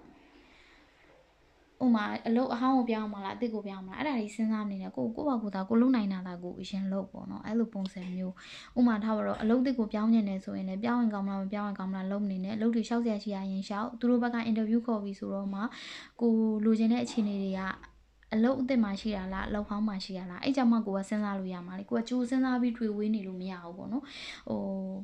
လောလောဆယ်မှာကိုလုံးဆရာရှိတာကိုပဲကိုအာရုံစိုက်ပြီးလုပ်ပေါ့နော်အဲ့လိုမျိုး message မျိုးရတယ်ပြီးတော့ဒီ the harmony မှာရတဲ့ energy ကကြပါအောင်ဆိုအဖြေကကိုယ်စီမှာပဲရှိတယ်အဖြေကသူများစီမှာမရှိဘူးအဖြေကကိုယ်စီမှာပဲရှိတယ်စိတ်တည်တည်ငြိမ်ငြိမ်နေပြီးတော့မှကိုဘာလုပ်ချင်တာလဲကိုဘာဖြစ်ချင်တာလဲဆိုတာကိုစဉ်းစားဖို့ပဲပြီးတော့နောက်တစ်ခါကျလေ601ပေါ့နော်601ကဒီမှာရတဲ့ energy ကကြလေဘယ်လိုမျိုးလဲဆိုတော့ကိုကပေါ့နော်ထားပါတော့နှစ်ခုတည်းကိုရွေးနေတယ်အလုံးတဲ့နဲ့အလုံးဟောင်းပဲဖြစ်ဖြစ်လူတဲ့နဲ့လူဟောင်းပဲဖြစ်ဖြစ်ဘလို့ပဲဖြစ်ဖြစ်ပေါ့နော်ထားပါတော့အဲ့လိုမျိုးရွေးချယ်နေဆိုရင်ကိုကဘယ်အရာကိုပဲရွေးချယ်သည်ဖြစ်ပါစေကိုကိုချစ်နေတဲ့လူတွေကတော့ဆက်ချစ်နေမှာပဲကိုကိုအားပေးနေတဲ့လူတွေကဆက်အားပေးနေမှာပဲပြောမယ်ဆိုရင်တော့ကိုတခုခုလှုပ်လိုက်လို့မှားသွားမှာအောင်မစိုးရင်လည်းပေါ့နော်မှားသွားမှာအောင်မစိုးရင်လည်းမင်းဆုံးဖြတ်ချက်ချလိုက်တဲ့အရာမင်းတို့အစ်တော်ဆုံးအရာဖြစ်မှာပဲတဲ့ base of the deck မှာတော့ devil ပေါ့နော် devil ကကြတော့ဗါလဲဆိုကိုကလေအဲ့လူပြောခံရမှာလဲကိုကကြောက်နေတာပေါ့နော်အဲ့လိုတွေးတာတွေရမ်းများနေတာပေါ့နော်တွေးတာတွေရမ်းများပြီးတော့ကိုကအဲ့လိုလေးတွေဖြစ်နေတယ်ပေါ့အဲ့တော့ဒါကတော့ဟိုလေကျွန်တော်ထင်တာတော့ဒီ pine tree ကကြတော့အဲ့လိုမျိုးအခြေအနေတော်တော်များများမှာကိုကအဲ့လိုတွေးဝေတတ်တဲ့သူမျိုးအများကြီးရှောက်ပြီးစဉ်းစားတတ်တဲ့သူမျိုးအဲ့လိုမျိုးလည်းဖြစ်နိုင်တယ်သို့မဟုတ်လည်းအခြေအနေတော်တော်များများမှာမဟုတ်ဘူးလက်တလုံးမှာဒီလို energy ဖြစ်နေတာပေါ့နော်ဒါမျိုးလည်းဖြစ်နိုင်တယ်ပေါ့ဒါကတော့ကိုနဲ့ကြိုက်တဲ့ဟာကိုယူပေါ့နော်အဲ့တော့ကိုရဲ့လောလောဆယ် energy ဒီကိုကတွေးဝေနေတာဘာလို့လောမှမသိဘဲနဲ့ဘာမှမလုပ်တာအဲ့လိုမျိုးလေးတွေကိုရတယ်ပေါ့နော်အဲ့တော့နောက်ထပ်ဒါကြောင့်ဘာလဲဆိုဒီ crystal oracle နဲ့ angel message လေးဖတ်ပြီးမယ်เนาะအဲ့တော့လက်တလောကိုဖြစ်နေတဲ့အရာအတွက်ကိုကဘာတွေလုပ်ရမလဲလက်တလောကိုဖြစ်နေတဲ့အရာတွေတော့ကိုဘာတွေလုပ်ရမလဲစိတ်ခံစားချက်တွေကိုထိန်းပါတဲ့စိတ်ခံစားချက်တွေကိုထိန်းပါတဲ့ပြီးလို့ရှိရင်ကိုကလေ bigger picture ဆိုတာဘယ်လိုမျိုးခံစားမိလဲဆိုအလန်းကျယ်အလယ်လက်ပေါ့နော်ပြောလို့ဆိုငါအိမ်ကြီးစောက်ချင်တယ်ငါကားကြီးရချင်တယ်ငါဘယ်လိုမျိုးရချင်တယ်ဘာညာအဲ့လိုအကြီးတွေကိုရှောက်ရမှစဉ်းစားနေရပါတော့ဒါပေမဲ့တကယ်ထဲမှာကြာကိုကလားစာကောင်းတဲ့အလုပ်ကိုရှောက်နေလားဆိုတော့မရှောက်နေဘူးပေါ့နော်အဲ့လိုမျိုးတို့မဟုတ်ရင်လည်းအိမ်ဝယ်ချင်တယ်ကားဝယ်ချင်တယ်လို့ပြောပြီးတော့ပတ်စံကြီးဖြုံးမိနေတာအဲ့လိုမျိုးတွေဖြစ်နိုင်တယ်ပေါ့နော်ပြီးတော့နောက်တစ်ခါကျ passion ပေါ့ passion ကကြပါလဲဆိုကိုဟိုဒီမှာခံစားမိတာကိုပြောတာနော်ဒါကိုဘာသာပြန်ပြတာမျိုးမဟုတ်ဘူးဟိုဒီမှာခံစားမိတာကြဘယ်လိုလဲဆိုကိုဖြစ်ချင်တဲ့အရာနဲ့ကိုလုပ်တဲ့လုပ်ရက်နဲ့ကရောင်းမြန်ဖြစ်နေအဲ့လိုမျိုးခံစားမိတယ်ပေါ့နော် blockage self love တဲ့အဲ့တော့ဘာလဲဆိုတော့လေကိုကစဉ်းစားရခက်နေတယ်ဆိုလို့ရှိရင်ဘာဖြစ်လဲဆိုအမြဲတမ်း self love ပေါ့နော်ကိုကဘာကိုဖြစ်ချင်တာလဲအဲ့ဒီအရာကိုပဲကိုပဲဥတီပြီးစဉ်းစားကြည့်ပါပေါ့တချို့ဆုံးဖြတ်ချက်တွေကကြာဘယ်မျိုးလဲဆိုတော့လေကိုရဲ့ intuition ကိုပြန်မေးလို့ရတယ်ထားပါတော့เนาะဒါဥပမာပြောပြလူနှစ်ယောက်ရှိတယ်ဒီလူကိုရွေးရမှာလားဒီလူကိုရွေးရမှာလားဆိုရင်ကိုပြန်မေး ကိုပြန်မေးငါထားပါတော့နော် person A ကိုငါရွေးလိုက်ရင်ပျော်မှာလားဆိုတဲ့ဟာကိုဘာမှမစဉ်းစားနဲ့နော်ကိုပြန်မေးကိုရဲ့တကယ်ဝမ်းတွင်းအသိစိတ်ကိုစိတ်ကလေးကိုငြိမ်းနေအောင်ထားပြီးငါ person A ကိုရွေးလိုက်ရင်ပျော်ရမှာလားဆိုကိုပြန်မေးကြည့်မေးကြည့်တဲ့အချိန်မှာရတဲ့ feeling ကဘယ်လိုနေလဲအဲ့ဒီ feeling ကိုပြန်နားထောင်ပေါ့နော်အဝေးကြီးတွေရှောင်မစင်စားနဲ့ဟာ person A ကတော့ငါ့ကိုဘယ်လိုချစ်တာperson A ကချစ်တော့ချစ်ပေမဲ့ person A ကတော့ဘယ်လိုဖြစ်တယ်person B ကြတယ်ဘယ်လိုဖြစ်တယ်အဲ့လိုရှောင်မစင်စားနဲ့နောက် person B ကိုရွေးရင်ရောပျော်ရမှာလားဆိုကိုပြန်မေးကြည့်လုံးဝအဲ့အဖြေကကိုထဲမှာပဲရှိတယ်ပေါ့နော်ဒါပေမဲ့အဲ့ဒါစိတ်ငြိမ်ဖို့လိုတယ်အဲ့ဒီအဖြေကိုရဖို့ပါလေငါဒီလိုနဲ့ရှေ့ဆက်ရင်ကောင်းပါလားမကောင်းဘူးလားဆိုတဲ့ဟာလေအဲ့လိုမျိုးပဲကိုအဖြေထဲမှာအတွင်းစိတ်ထဲမှာအဖြေရှိရပေါ့နော်အဲ့တော့ဒီမှာတွေ့တဲ့ self love ကိုတော့အဲ့လိုမျိုးခံစားမိတယ်ကိုပြန်မေးတာဆိုတဲ့အဲ့လိုဟာမျိုးခံစားမိတယ်ပေါ့နော် Brokerage message ဟုတ်ပြီအဲ့ကိုပြန်မေးတဲ့အချိန်မှာအဖြေတစ်ခုခုရလိမ့်မယ်အဲ့ရတဲ့အဖြေကကိုအတွက်ကိုတကယ်လေကြီးမားတဲ့အပြောင်းလဲဖြစ်လိမ့်မယ်bridge တခုပေါ့နော် bridge ဆိုတာပေါ့ပေါင်းကူးတရားလိုမျိုးပေါ့ကိုအတွက်အခုဟိုလိုဒီလိုကြီးတွေဖြစ်နေတဲ့စိတ်တွေကနေပြီးတော့ agent နဲ့စိတ်ကိုရောက်တော့မှာပေါ့ပြီးတော့ဒီပိုင်းကိုစပြီးဖတ်တဲ့ချိန်မှာလည်း agent နဲ့ခံစားချက်ကိုရတယ် agent နဲ့ခံစားချက်ကိုရတယ်အဲ့တော့ဒါတွေကစိတ်တည်ငြိမ်အောင်ထားပြီးမှစဉ်းစားရမှာတော့အဲ့ဒီပိုင်းကိုပို့ရောက်တယ်ပြီးတော့ခုနကဒါလေ the hermit လည်းတွေ့လိုက်တယ်လေနော် the hermit လည်းတွေ့တယ် the hermit ကဘာလို့ဆိုတရားထိုင်တာတို့ဘာလို့လဲပြောတယ်နော်အဲ့တော့ဗုဒ္ဓဘာသာတရားထိုင်တယ်လို့မျိုးယုံနဲ့ကြည့်ပြီးတရားထိုင်တာလည်းဖြစ်နိုင်တယ်ဒါမှမဟုတ်ဘူးဆိုလို့ရှိရင်လည်းအဲ့လိုဒီ YouTube မှာရှာလို့ရတဲ့ meditation video လေးတွေရှိရလေအဲ့ဒီ meditation video လေးတွေနဲ့တရားထိုင်တာလည်းဖြစ်နိုင်တယ်အဲ့လိုမျိုးလိုအပ်တယ်အဲ့လိုမျိုးလုပ်ပြီးမှကိုပြန်မေးကြည့်ပေါ့နော်ပြီးတော့နောက်တစ်ခုကကျတော့ impact ပေါ့နော်ဘာလို့ဆိုကိုလုံးလိုက်တဲ့အရာကတေချာပေါက်ကိုပေါ်မှာ impact လာမှာပဲဥမာကိုကဒါဥမာလို့ပြောတယ်နော်ကို person A ကိုရွေးလိုက်တယ်ဆိုရင်လည်းအဲ့ person A ကိုရွေးလိုက်တာရဲ့ကောင်းခြင်းဆိုးခြင်းကလည်းကိုခံစားရမှာပဲperson B ကိုရွေးလိုက်တာရဲ့ကောင်းခြင်းဆိုးခြင်းကလည်းခံစားရမှာပဲအဲ့တော့သူများကိုမရွေးခိုင်းနဲ့ကိုယ်တိုင်ရွေးထားတဲ့ဆုံးဖြတ်ချက်ဒီမှန်သည်ဖြစ်စေမှားသည်ဖြစ်စေတခြားလူရွေးပေးတဲ့ဟာထက်တော့ကိုကခံနိုင်ရှိရပေါ့နော်ပြောတော့ဟိုကျ soul healing ပေါ့နော်အဲ့ဒါလေးကလေခုနပြောတဲ့ကိုပြန်မေးတယ်လို့ပါတော့အဲ့ဒါလေးကကိုအတွက်လိုနေတဲ့ energy နော်ကိုဘာလို့နဝေတိမ်တောင်ကြီးဖြစ်နေရလဲကိုဘာလို့စိတ်အာရုံတွေစူးစီးလို့မရနေရလဲဆိုတော့စိတ်မငြိမ်တာစိတ်မငြိမ်ပြီးတော့ကိုဘာလို့ခြင်းနေမှမသိတာပြီးရင်ကိုပြန်မမေးတာကိုပြန်မမေးဘဲနဲ့ရှောက်ပြီးတော့တွေးနေတာအဲ့လိုတွေကြောင့်မလို့ကိုကမအေးချမ်းတာတကယ်တမ်းကြပါလဲဆိုစိတ်တည်ငြိမ်အောင်လုပ်ပြီးကိုပြန်မေးရမယ်ပြီးရင်ဘာမှမတွေးနိုင်ဘူးမလားဘာမှကိုမတွေးနဲ့လုံးဝအေးချမ်းတာအေးဆေးတာလှုပ်ရှားရှိတာလေးသာလှုပ်ပြီးတော့နေလိုက်သူ့ဖြစ်တဲ့ဖြစ်တိုက်တဲ့ရာဖြစ်လာလိမ့်မယ်နော်ဟုတ်ကဲ့ပါအဲ့တော့ဒါလေးက file 3လေးရပြီးတော့ပါပြီရှင် file 4လာပါမယ် file 4ကကြတော့ class ပေါ့နော်class ကကြတော့လေ class ကကြတော့ဘယ်လိုခံစားမိလဲဆိုဟိုပါပေါ့နော်အဲ့လိုဒီလက်တလောပိုင်းမှာကိုတခုခုကနှောက်ရှက်နေရပါတော့နတ်ဆိုးတွေပါလေဝင်သလိုမျိုးကိုစိတ်ကကြည်လင်မယ်လို့ရင်မကြည်လင်အောင်လို့တခုခုကလာဖြတ်တယ်ဥမာအလုံးမှာဆိုလို့ရှိရင်လည်းဒီတခုလေးကသေးလေးအဲ့လိုကြီးဒီဒေါသထွက်စရာမဟုတ်ဒါမဲ့ကိုကလိုအပ်တာတဲ့ပို့ပြီးစိတ်အနှောက်ရှက်ဖြစ်နေတာလို့အဲ့လို energy cleanse လုပ်ဖို့လိုနေတာလို့အဲ့လိုမျိုးခံစားမိရပေါ့နော်ကိုယ်စိတ်ကလေးဘယ်လိုဖြစ်နေအောင်ဆိုတော့လေတိုက်တိုင်းရိမ့်နေတဲ့တစ်ပင်ကြီးလိုပဲပေါ့နော်ဟုတ်ကွာနည်းနည်းကြီးစစ်ပြောရမယ်ဆိုရင်ဘုန်းကြီးတွေဟောတဲ့တရားလိုပဲလေဘုန်းကြီးတွေကဟောတာဘာလဲဆိုတော့ပေါ့နော်ဒီယဟန်နာဖယားတို့ယဟန်နာတို့ရဲ့စိတ်ကကြတော့တဲ့သူကလူကြီးစိတ်ပေါ့နော်တည်ငြိမ်နေတဲ့စိတ်ပေါ့သူကသူ့ကိုဝမ်းနေစရာပဲလာဝမ်းသာစရာပဲလာသူအရင်ကြီးမတုံလို့တော့သူဒီလူကြီးစိတ်ဖြစ်သွားပြီတည်ငြိမ်တဲ့စိတ်ဖြစ်သွားပြီဖယားယဟန်နာမဟုတ်ဘူးဆိုလို့ရှိရင်ဒါပုထုဇဉ်နေဆိုလို့ရှိရင်စိတ်ကအရန်ကိုရိမ့်ရိုင်လွယ်တယ်ပေါ့နော်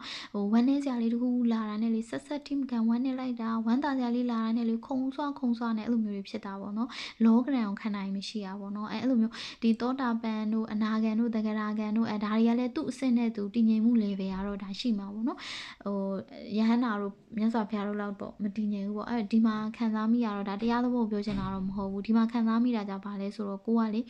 ကလေးလေးတယောက်ရဲ့စိတ်လိုမျိုးကိုယ့်ရဲ့စိတ်ကရိမ့်ရိုင်လွယ်နေတာတခုခုဆိုရင်ဒေါသတေးလေးထွက်ရမယ့်ဟာကိုဒေါသအကြီးထွက်တာအာဟုသူနည်းနည်းပဲဖြစ်ရမယ့်ဟာကိုအာဟုသူအများကြီးဖြစ်ချပလိုက်တာအဲ့လိုမျိုးတွေကိုတွေ့ရတယ်ပေါ့နော်အဲ့လိုစိတ် energy ကိုတန့်စင်အောင်ကြည်လင်အောင်လုပ်ဖို့လိုနေရဆို message မျိုးရတယ်ပေါ့နော်အဲ့တော့လောဆယ်ကိုယ့်ရဲ့ blockage ကတော့စိတ်မကြည်တာပေါ့နော်စိတ်မကြည်တာပေါ့ ပြဿနာစိတ်မကြည်တာပြဿနာအဲ့စိတ်မကြည်ရင်လေဟိုဘယ်ဟာမှဘာပဲအဆင်ပြေလာလေမပြောဘူးအဲ့လိုမျိုးဖြစ်တယ်ပေါ့နော်အဲ့တော့ file 4အတွက် blockage လေးပါရှိတယ်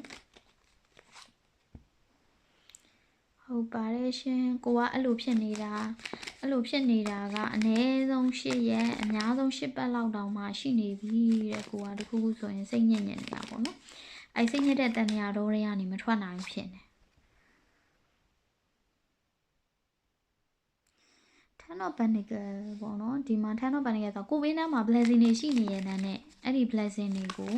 မခံစားမိနေဘူးပေါ့နော်ပုံမှန်ဆိုရင် Ten of Pentacles ဒီကောင်းတဲ့ကက်ပေါ့နော်ကောင်းတဲ့ကက်ဒါပေမဲ့ဒီမှာခံစားမိတဲ့ energy ကနည်းနည်းမှုံမိုင်းကြီးဖြစ်နေတာပေါ့မှုံမိုင်းထုံထိုင်းအဲ့လိုမျိုးကြီးဖြစ်နေရပေါ့ကိုဘေးနားမှာရှိတဲ့အရာတွေရဲ့ကောင်းတဲ့အရာတွေကောင်းတဲ့ဘယ်လိုပြောမလဲ energy တွေကိုမခံစားမိနေဘူးပေါ့နော်ပြီးတော့ Three of Swords လက်တလုံးမှာဟိုအသက်ကွဲနေတဲ့လူတွေနာကျင်နေတဲ့လူတွေတနေရာကနေ move on မလုပ်နိုင်တာခံစားချက်တစ်ခုကနေပြီးတော့ရှေ့မဆက်နိုင်တာဒီခံစားချက်ကအလောက်ကလာတဲ့ခံစားချက်လည်းဖြစ်နိုင်တယ်အခြေရေးရလာတဲ့ခံစားချက်လည်းဖြစ်နိုင်တယ်အဲ့လိုမျိုးလူတွေအသက်ကွဲနေတဲ့လူတွေပေါ့နော်ဒါမျိုးတွေပါနိုင်တယ်ဒီဖိုင်ဝေးတဲ့လူတွေမှာလေ blockage ပါရှိတယ်ကိုကလေဒီကပါလဲဆိုတော့လေကိုပေးတာအများများနေတာပေါ့နော်ကိုပေးတာအများများနေပါလေတဲ့ကိုပေးတာအများများနေကိုရဲ့ blockage ကပါလဲဆိုရင်ကိုကလုတ်ပေးတာကိုကချစ်ပေးတာကိုကပေးဆက်တာအဲ့ဒါတွေအများများနေတာပေါ့နော်တကယ်ကြပါလဲဆိုပြီးရင်နောက်တစ်ခုကကြတော့ကိုကိုယုံကြည်မှုအားနေတာတကယ်ကြတော့ငါဒီဒါတွေမလုတ်ပေးနေလေ तू ကငါ့ကိုချစ်မှာပဲငါစိုးနေလေ तू ကငါ့ကိုချစ်မှာပဲအဲ့လိုယုံကြည်မှုမျိုးကိုမှမရှိနေဘူးပေါ့နော်အဲ့လိုယုံကြည်မှုမျိုးမရှိနေပဲနဲ့ကိုကလိုက်ပြီးတော့အတင်းကြီးလိုက်ပြီးဟိုဖြစ်တယ်လို့ဖြစ်နေပေါ့နော်အဲ့တော့ဘောနော်ဒီ Queen of Cups energy ကိုလေတစ်ဖက်လူတို့သို့မဟုတ်လို့ရှင်လဲတစ်ဖက်လူတွေပေါ့နော်တစ်ဖက်လူတွေရဲ့လူဟိုတချို့ကလည်းဒါအခြေလူတယောက်နဲ့သက်ဆိုင်နေရမျိုးတချို့ကလည်းလူများနဲ့သက်ဆိုင်နေရမျိုးအဲ့မျိုးလည်းဖြစ်နိုင်တယ်သို့မဟုတ်လို့ရှင်လဲကိုက universe ကိုပြန်ပြီးတော့မေးခွန်းထုတ်နေမိတာပေါ့နော်ဘာဖြစ်လို့ငါဒီလိုကန်ဆိုးမှုတွေကြုံနေတာလဲဆို universe ကိုပြန်ပြီးတော့မေးခွန်းထုတ်နေတာအဲ့တော့ universe ကလည်းကိုကိုပြန်ပြောတယ်ပေါ့မင်းကို Ten of Pentacles ပေးထားတယ်ဒါပေမဲ့မင်းက Ten of Pentacles ကိုမင်းမခံစားမိနေဘူးပေါ့နော်အဲ့လိုမျိုးပေါ့ပြီးရင်ဒီ Queen of Cups ဆိုလို့ရှင်လည်းအဲ့လိုပဲပြောမယ်ဆိုရင်တစ်ဖက်လူကကိုချစ်တယ်ဒါမဲ့လို့ကိုချစ်စေခြင်းတဲ့ပုံစံနဲ့တော့ဟုတ်ချင်မှဟုတ်မယ်သူချစ်တဲ့တလို့ကိုကချစ်နေတာပေါ့နော်အဲ့လိုမျိုးပေါ့ဟုတ်တယ်ဒါလေးနှစ်ခုကသွားဆက်နေရဒီမှာ Page of Cups မှာဆိုလို့ရှင်လဲဒီမှာဘာပဲလုံးလေးတွေလို့အဲ့လိုလေးကိုတွေ့ရတယ်အဲ့ဒီဘာပဲလုံးလေးတွေကိုဒီမှာပြန်သွားတွေ့ရတယ်ပေါ့နော်ဒီမှာပြန်သွားတွေ့ရတယ်ဆိုတော့ပြီးတော့နောက်တစ်ခုခံစားမိတာကြတော့လေအဲ့လိုတစ်ဖက်လူသို့မဟုတ်တစ်ဖက်လူတွေကကိုကသူတို့ပုံမှာကောင်းတယ်ဆိုတာကိုသူတို့သိတယ်ပေါ့နော်သူတို့ခံစားမိတယ်သူတို့သိပါတယ်တဲ့သူတို့သိပါတယ်အဲ့ဒါကိုဒီမှာလာပြထားတယ်ပေါ့နော်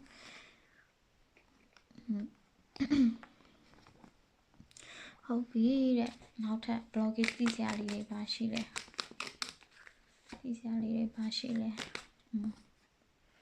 9တော့ဖန်ခဲ့တကယ်တမ်းတော့မင်းကစင်မောကလူပဲတဲ့မင်းဘာအောင်မှပူပန်နေကြမလို့မင်းဘာအောင်မှပူပန်နေကြမလို့မင်းကမင်းနေတဲ့တလူလေးမင်းကမင်းပျော်ပျော်ပဲနေဟိုသူများကိုချစ်သည်ဖြစ်စေမချစ်သည်ဖြစ်စေမင်းဘွားဆက်ဆက်ရာပြည့်စုံပြီးသားသူက Ten of Pentacles ရှိပြီးသားလေသိလား Ten of Pentacles ရှိနေပြီးသားအဲ့လူရဲ့ energy မှာ abundance energy ရှိနေပြီးသားဒါမဲ့လို့ကိုကသူများတွေကိုလိုအပ်တာတဲ့ပို့ပြီးတော့မှသူများရဲ့ response ကိုလိုချင်နေတာတို့အဲ့လိုမျိုးဖြစ်နေတာပေါ့နော်ကိုကလေ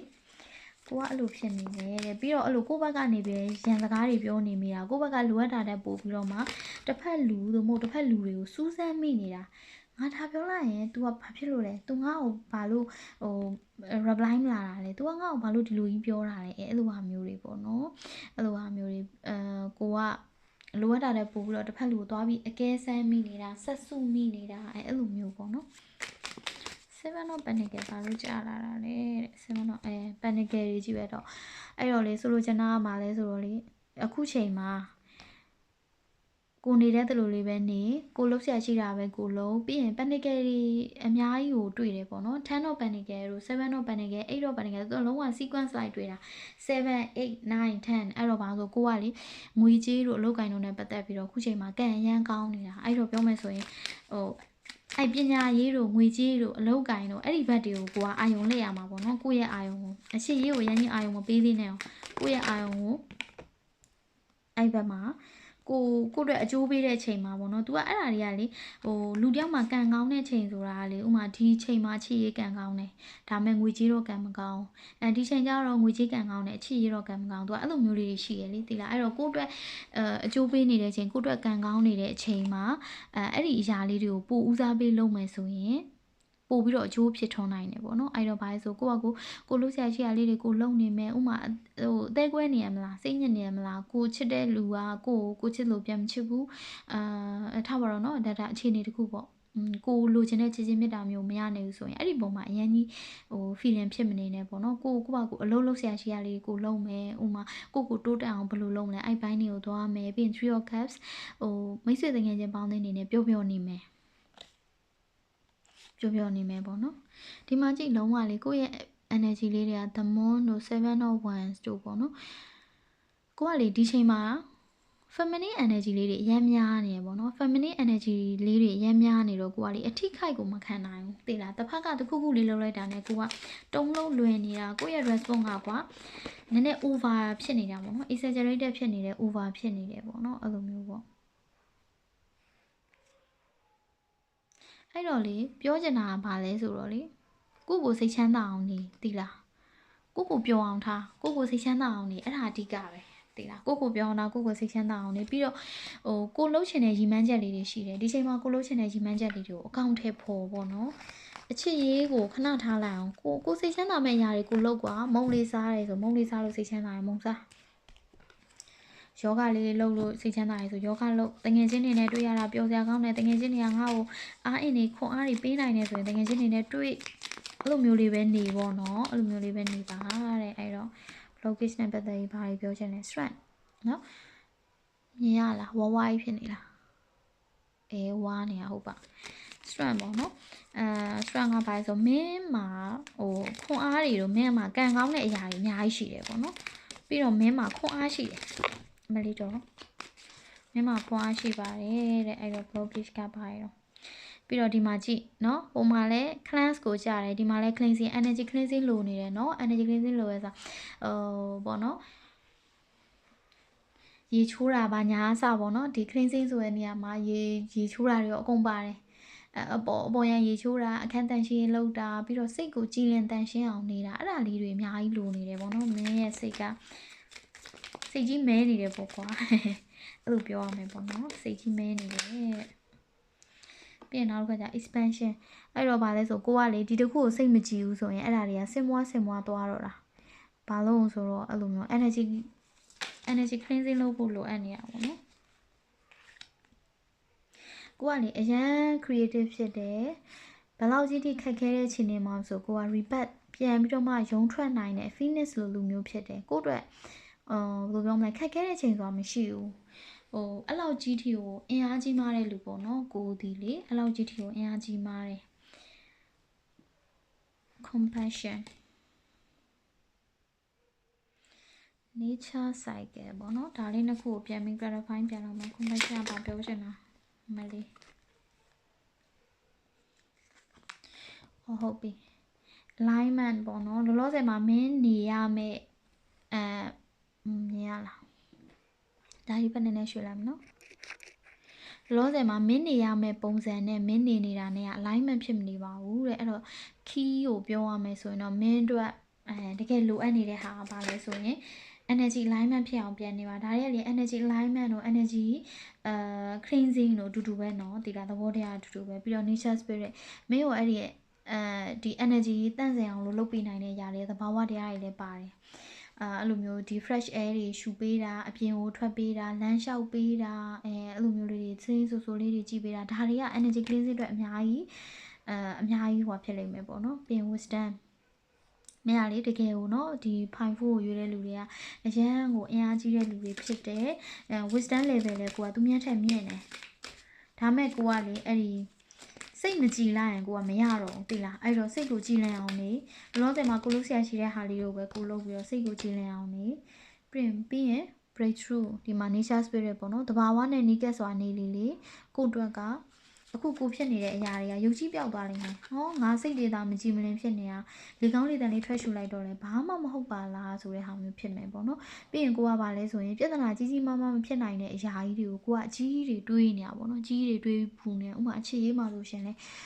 ငါချီရတော့ तू ကငါ့ကို message reply မပြန်ဘူး तू နဲ့ငါနဲ့ပြီးပြီထင်တယ် तू ကတော့ငါ့ကိုမချစ်တော့ဘူးထင်တယ်ဒီ message reply လေးမပြန်တာနဲ့အစားပြုတ်ပြီးတော့ကိုကအဲ့လိုကြီးဖြစ်နေတာပေါ့နော်ကိုကပြဿနာကိုကြီးတွေရှောက်ချဲ့နေတယ်ပေါ့ကွာအဲ့လိုဖြစ်နေတယ်ပေါ့နော်အဲ့လိုမလုံးနဲ့တော့ဒီမှာ prosperity ခုနကြည့်ခဲ့တဲ့ Ten of Pentacles နဲ့အတူတူပဲကိုဒီအရန်အင်အားကြီးမားတဲ့လူဖြစ်တယ်ကိုဒီကံကောင်းတဲ့လူဖြစ်တယ်ကိုကိုကံတရားကအများကြီးကိုထောက်ပံ့နေပေးထားတာငွေကြေးနဲ့ပတ်သက်ရင်ကံကောင်းတယ်အလုပ်နဲ့ပတ်သက်ရင်ကံကောင်းတယ်အဲ့လိုမျိုးပေါ့နော်ဒီလိုလူကမငတ်ဘူးကွာသိလားကိုမှအဲ့လိုမျိုးဒါလေးတွေကိုလေဘယ်လိုပြောမလဲဒီ reading လေးဖတ်ရင်လည်းကိုကဘယ်နေရာမှာအားတာရဲဆိုတာသိသွားစေချင်တာပေါ့နော်အဲ့တော့ကိုကဒီ prosperity တို့ abundance တို့ဒီ Ten of Pentacles energy လေးတွေကိုမှရှိရဲဒါပေမဲ့ဘာဖြစ်လဲဆိုကိုကစိတ်မကြည်နေဘူးစိတ်မကြည်နေတဲ့ခါကျတော့ကိုကိုစိတ်ကြည်အောင်နေခုနပြောခဲ့တဲ့ message လေးဆိုလို့ရှိရင်လည်းတငယ်ချင်းတွေနဲ့ပြောအောင်နေပြီးလို့ရှိရင်ထိုင်ပြီးတော့အသေးပဲကွဲမနေနဲ့ဒီထဲမှာပဲဝမ်းနေပြီးတော့ပူဆွေးပြီးတော့မနေနဲ့ကိုရဲ့ရည်မှန်းချက်အသစ်ကလေးတွေကိုလုံးဆရာရှိတာလေးတွေကိုလုံးကိုစိတ်ချမ်းသာအောင်ထား Nine of Cups energy ဆိုတာလေ self love နဲ့လည်းတူတူပဲပြီးလို့ရှင်ကိုစိတ်ချမ်းသာအောင်ထားတာလေဒါ Nine of Cups energy ပဲပေါ့နော်အဲ့လိုမျိုးလေးတွေနေကြည့်ပါပေါ့နော်နေကြည့်ပါပေါ့အဲ့လိုပြောရမယ်ကိုကဘာလို့ဆိုလဲခံစားချက်တွေနဲ့အရန်ကိုလေးလံနေတာနော်သိလား Ten of Wands energy နဲ့ခံစားချက်တွေအရန်လေးလံနေတယ်ပြီးတော့ feminine energy တွေတအားများနေတယ်သိလား feminine energy တွေ the moon တို့ Ten of Wands the moon ဆိုတာအဲ့ဒါ feminine energy ပေါ့နော် feminine energy တွေအများများပြီးတော့ကိုကလေ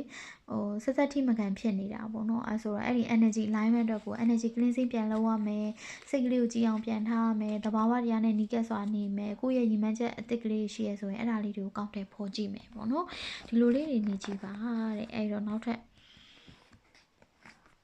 ပါရောပြီးတော့အကြီးတွေပြဿနာအကြီးတွေမတွေးနဲ့ပေါ့နော်ပြီးတော့တချို့ຢာတွေကဖြစ်မင်းပြတ်မှာပဲတဘာဝရဲ့သဘောတရားတွေကိုကိုကနားလေထားတဲ့နေပေါ့နော်ပြီးရင်ဘာဖြစ်လဲဆိုရင်သူများကိုအဆိုးသွားပြင်ကိုကအဆိုးရမှာပဲသိလားသူများပေါ့တစ်ဖက်လူကိုကမကောင်းတဲ့ message တွေပို့တယ်ကြိမ်ဆဲတဲ့ message တွေပို့တယ်မကောင်းတာတွေပြောတယ်အဲ့ဒါဆိုလို့ရှိရင်ကိုစီကိုလည်းအဲ့လိုမျိုးစိတ်ညစ်ရတဲ့အရာတွေပဲပြန်လာမှာပဲအားကြောင့်လေ emotional တွေအရန်ဖြစ်ပြီးတော့ feminine energy တွေအရန်များပြီးတော့ society မကန်တွေဖြစ်ပြီးတော့မှလေကိုကover မဖြစ်သွားစေနဲ့ပေါ့နော်ဒါလေးတွေပေါ့နော်ဒါလေးတွေ message ပေးချင်ပါတယ်တဲ့အဲ့တော့နောက်တစ်ခါကျ amplify ပေါ့နော် amplify ဆိုတော့ကိုမှရှိတဲ့အရာတွေကိုသူများကိုဖြန့်ဝေတယ်ဆိုတဲ့ message မျိုးကိုရတယ်ပေါ့နော်အလှူဒန်းတွေလောက်တာတို့ကိုက knowledge ရှိရဆိုရင် knowledge နဲ့ပတ်သက်တာတို့ဥမာကိုကပညာရှိတယ်ဆိုရင်ပညာသင်ပေးတာတို့သူများတွေကို sharing လုပ်တာတို့အဲ့လို message လေးတွေအများကြီးရတယ်ပေါ့နော်ဟုတ်ကဲ့ပါရှင်အဲ့ဆိုရင် Pi 4လေးလည်းပြီးသွားပါပြီအဲ့ဆိုရင်reading လေးကတော့ reading လေးအကုန်လုံးကတော့ဒီမှာပဲအဆုံးသတ်တယ်ပေါ့နော်အဲ့တော့ဒီဖတ်သွားတဲ့အဖြေလေးတွေကိုတော့ guidance လေးတွေရမယ်စိတ်ကျဉ်နှံမှုရှိမယ်လို့မျှော်လင့်နေပေါ့နော်ဟုတ်ကဲ့ပါဒီဗီဒီယိုလေးကိုကြည့်ပေးတဲ့အတွက်ကြောင့်ကျေးဇူးအများကြီးတင်ပါတယ်ရှင်